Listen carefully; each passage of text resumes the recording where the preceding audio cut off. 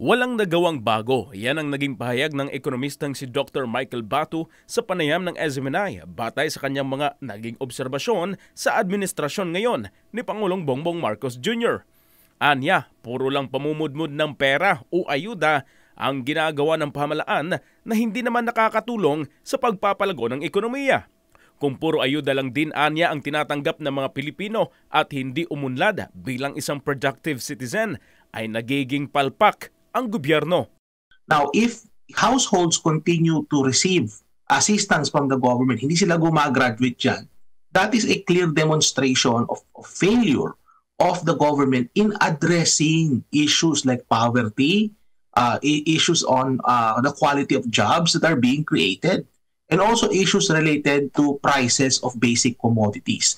The fact na hindi sila gumagraduate sa ayuda, yan ay indikasyon na bigo ang ating gobyerno. Ayon kay Dr. Batu, sa pamumuno lamang ni Marcos Jr. nangyari ang ganitong klaseng estratehiya ng pamamahala. Dahil kung ikukumpara daw sa mga nagdaang administrasyon, halimbawa kay dating Pangulong Gloria Macapagal Arroyo, ay tanging 4-piece lang. Pero ngayon ay nagsulputan na parang kabuti ang mga ginagawang ayuda.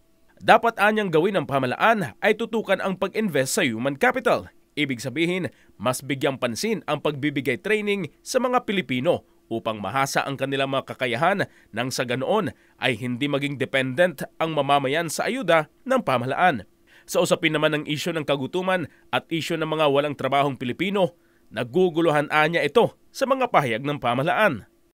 Yung sinasabing more than 50% ng ating kababayan ay naghihirap. No? Ito ay ayon sa pinaka-latest na mga survey. Nabasa ko rin to, Admar. This is really bothersome. Very bothering to. Bakit? Kasi sinasabi ng gobyerno, Admar, na ang ating inflation ay mababa na. Ang unemployment mababa. Mas maraming trabaho na nalilikha. And yet, more than 50% of the population is saying that they are poor, na mahirap sila. Malaking porsyento din, Admar, ang nagugutom. So, hindi kumbaga parang hindi connected yung nakikita natin dun sa actual na datos versus sa inire-report ng gobyerno na improvement sa ating ekonomiya. Samantala, bilib naman si Dr. Batu sa mga inilatag na panukala ni Pastor Apollo C. Quiboloy patungkol sa gagawin nitong solusyon sa kahirapan at ekonomiya ng bansa. Anya, mas makatotohanan ang gagawin ng butihing pastor dahil mas magiging produktibo ang isang individual dahil tutulungan itong makatayo sa sariling paa. Maganda yung panukala ni Pastor, no? Kasi ang punot dulo niya, Admar, is how to improve human capital. Kasi ang reason kung bakit ang isang manggagawa or isang tao ay hindi makahanap ng trabaho or hindi siya maka-advance, no, sa kanyang buhay. Halimbawa, yung tinatawag nating social mobility, hindi niya ma-reach yung mataas na antas ng kalidad ng buhay kasi nga kulang yung kanyang human capital. So human capital, Admar, that can be in the form of education or skills and yung kalusugan ng tao mismo. So nabanggit mo kanina, Admar, yung groceries halimbawa. No?